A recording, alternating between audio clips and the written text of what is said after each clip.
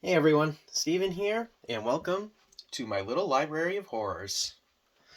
So lately I've been noticing a lot of people have been jumping over to the horror literature side.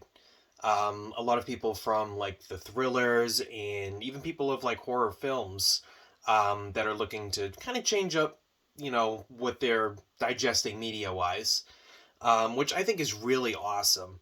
Um, I noticed that though it can be really intimidating since horror is such a vast genre in itself. There's so many subgenres within it. So it can be a little intimidating to find out where to really start. So what I did was I compiled a list of 11 books that I think are really good starters for people who are looking to start reading horror. Um, I decided 11 because I'm extremely indecisive and I would be here all day trying to pick just 10. So I went with 11. Um, but yeah, so with that being said, let's step into number one. So, even if you're not a fan of horror, you probably know who Stephen King is. It's really hard to kind of go about anywhere and say the name and have someone be like, who? Um, but yeah, so with that, I really recommend Night Shift by Stephen King. I chose Night Shift because it's a really fantastic collection of all the different kinds of subgenres within horror itself. Um, there's things from like giant rats to death-defying heights, um, and boogeyman and all sorts of things in here, and a special a scary monster that would kind of put Jaws to shame. But yeah, I also think it's a good jumping off point because King is like the king of horror essentially, and you'd be hard pressed to read any other author after him that wasn't inspired by his work in some way. And I think his short story collection is a great way to get a feel for his character building, his really intense scenes, and you get a good taste of his descriptiveness without it being super overbearing like some of his other works are. So yeah, highly recommend checking out Night Shift by Stephen King. I think it's a fantastic starting point for anybody looking to jump into the horror genre. Um, my next pick is for fans of horror films, such as the franchises of Friday the 13th, Texas Chainsaw Massacre, the Wrong Turn series. So, people who are big fans of slasher films who kind of want a little bit more brutality than King brings to horror. Um, so, my next pick is uh, Off Season by Jack Ketchum. Um, so Jack Ketchum is essentially the grandfather of the splatterpunk series in horror literature. This was his debut novel. Um, he had to do a lot of cuts, a lot of editing. Even had to change the original cover to the book because it was just so brutal and so like just offensive to people. There was no way they were going to sell it on the shelves. But what I really enjoy about Ketchum's work with splatterpunk is you have all the brutality and nastiness of splatterpunk without characters and story taking a back seat. Um, I know in today's extreme horror, I want to say, I like it. It can. I'm not saying it's all of the books. It can technically, not technically, it can be shock value for the sake of shock value. But Ketchum is never like that. His violence is, while it's extreme, always makes sense to the story. So I very much recommend Off Season by Jack Ketchum. There's fantastic pacing, very intense violence, um, and a really, really great ending that I think is a perfect taste of what Ketchum's work is always like. Um, and there's actually a scene in here that maybe Art the Clown from Terrifier may have gotten inspired by, but who knows?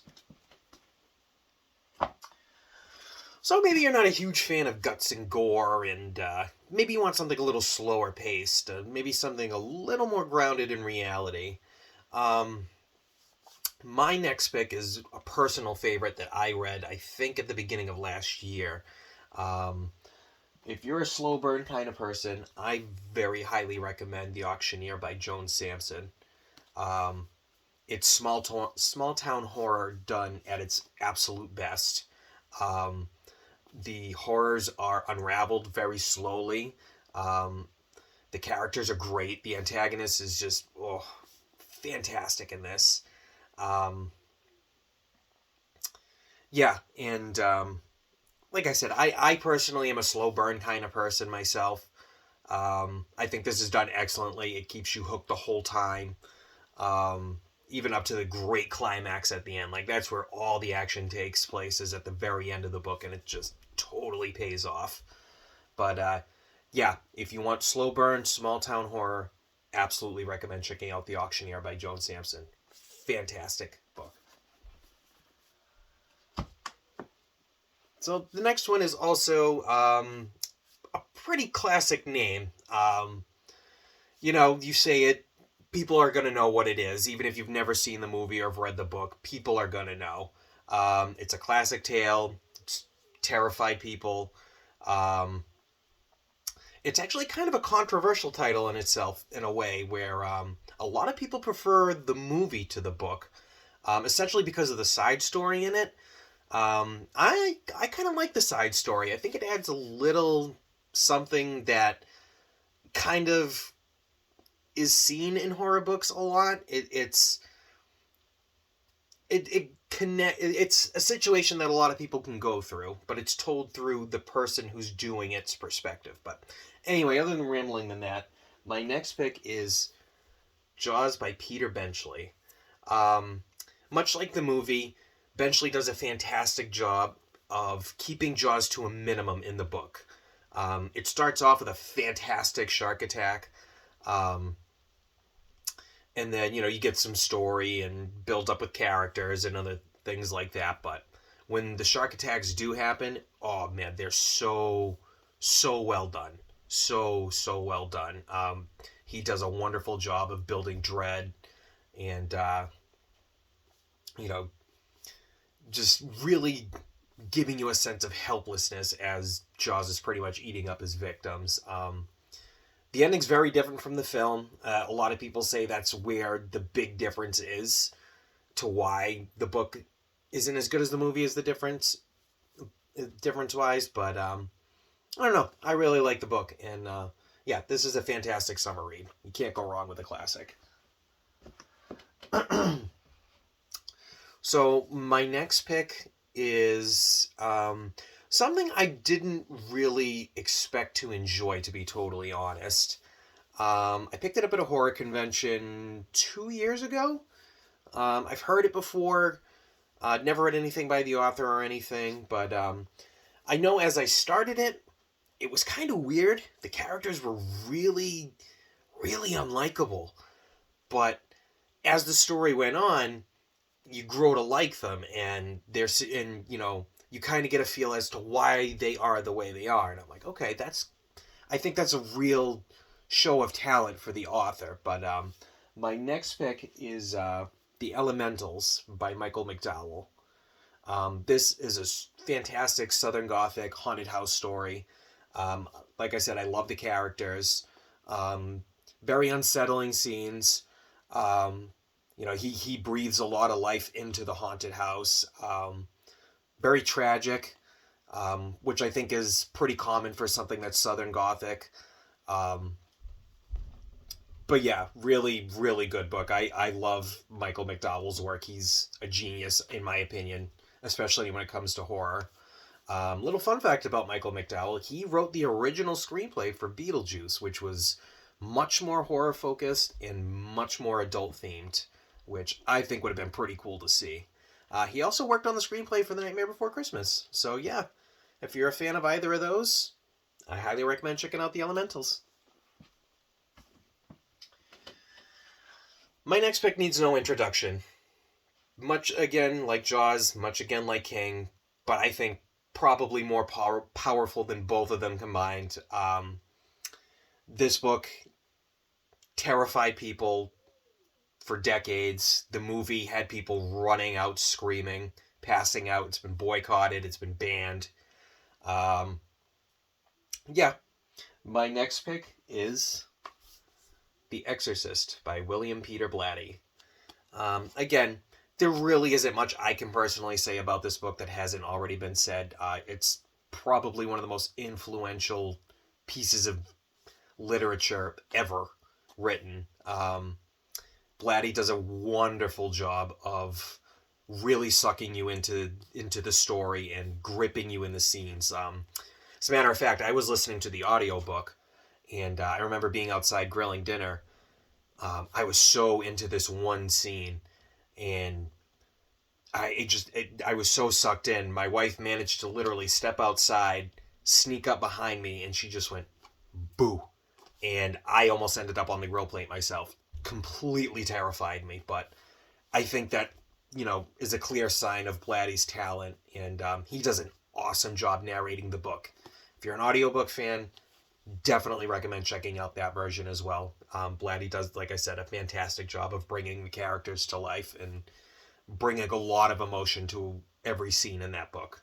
Fantastic pick. For my next pick, I'm going to just go ahead and say, insert Twilight vampire joke here. Okay, got that out of the way. So my next pick is a book that I think is a really important book to not only the author, but I think to vampire novels in general. I think this was published right around... the author definitely found his footing with this book, I think. I think this is where he really found confidence in his writing, really found his groove, and because everything after this book, including the book itself, is absolute gold, and he's personally my favorite writer. But my next pick is They Thirst by Robert McCammon. I love They Thirst because it really brings all the typical vampire tropes, but not in like a corny kind of way. They're mysterious and cunning and deceitful. Humans are trying to fight back, and I think it's a really good versus evil story. The characters are great. The world is fantastic. And like I said, I think this really shows McCammon getting into his groove and finding out who he was as a writer and what he wanted to do.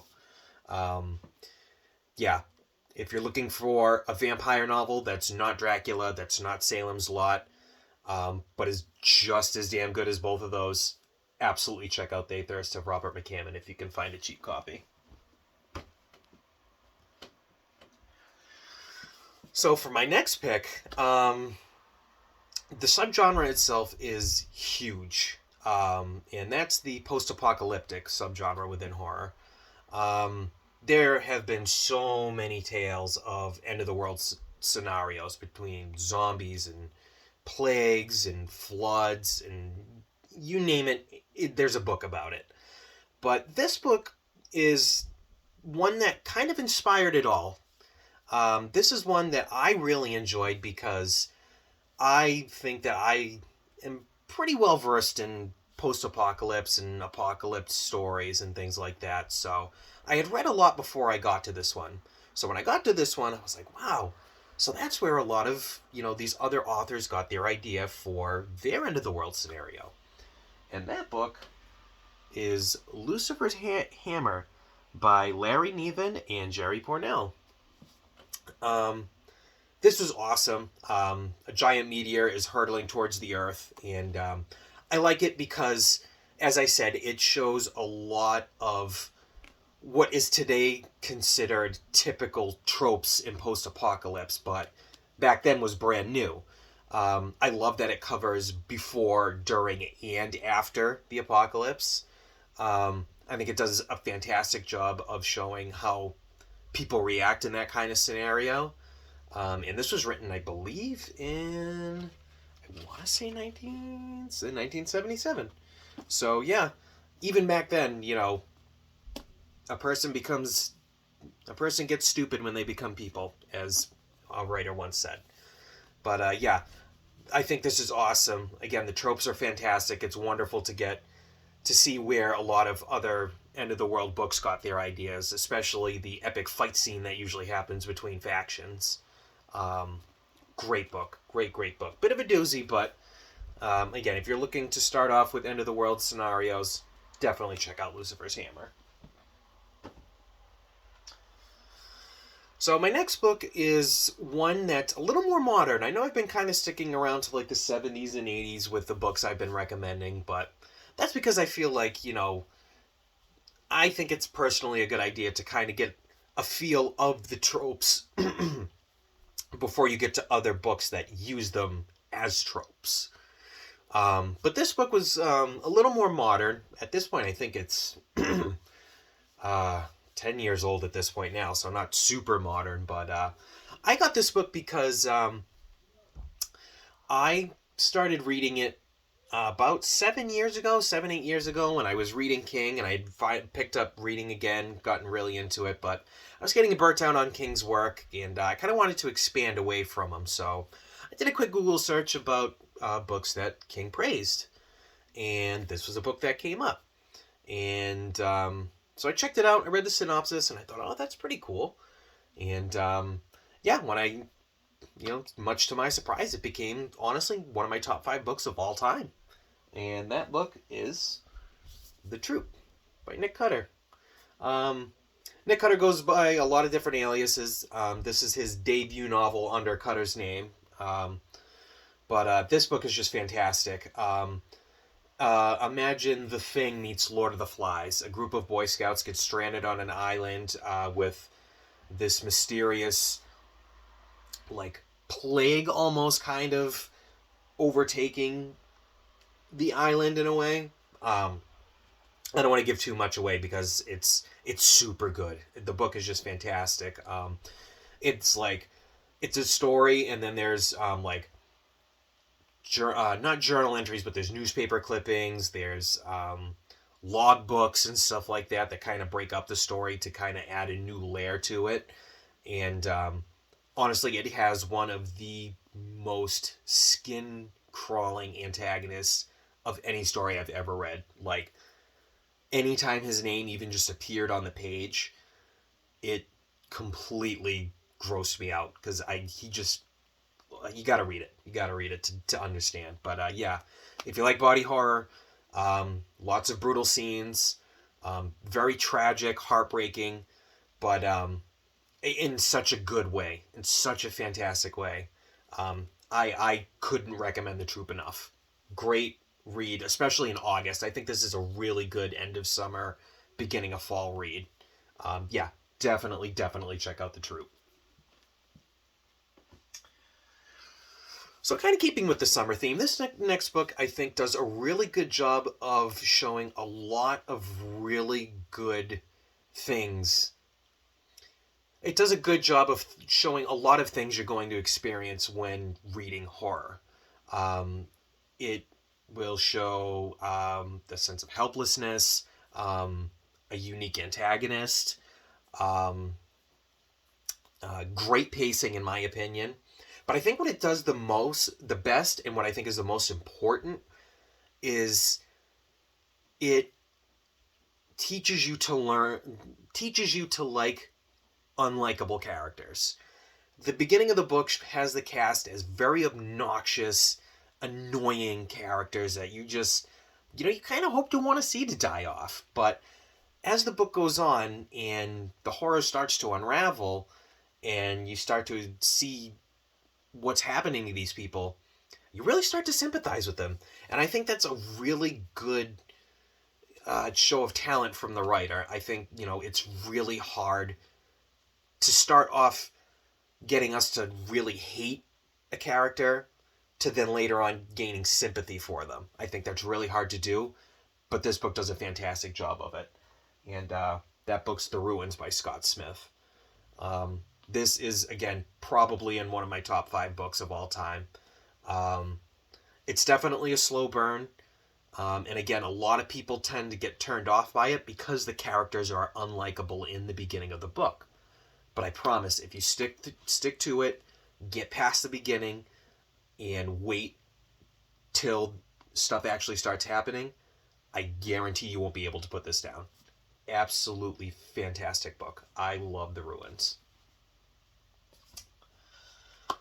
So as we come down to the bottom of the list, there's a couple honorable mentions I want to give. Like I said, I know I've been kind of sticking to sort of the 70s and 80s books. But if you're looking for something more modern, if that's not really your style, if you want some more modern stuff, three authors I really recommend is Anya Elborn. I think she's really good. I'm personally not a huge fan, but that's because I feel like a lot of her ideas have been done before, and that's not a knock against her. Like I said, she's clearly inspired by classic titles. Who isn't when writing stuff? But I noticed a lot of praise for her from people who are jumping from the thriller side. She does do a lot of thriller-esque with very good horror elements. I really recommend, what was it, Seed.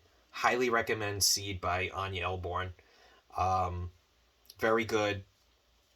And there's a scene in there where, you'll never look at the Smurfs the same way again. I know I won't. Another person I really, really recommend is Ronald Malfi. His prose is unlike any other I've seen, especially for a new author coming out. Everything I've read by him has just been phenomenal. Like, this guy has talent. He can do thrillers, he can do horror. I honestly think he'll probably be up there with one of the literary greats as time goes on.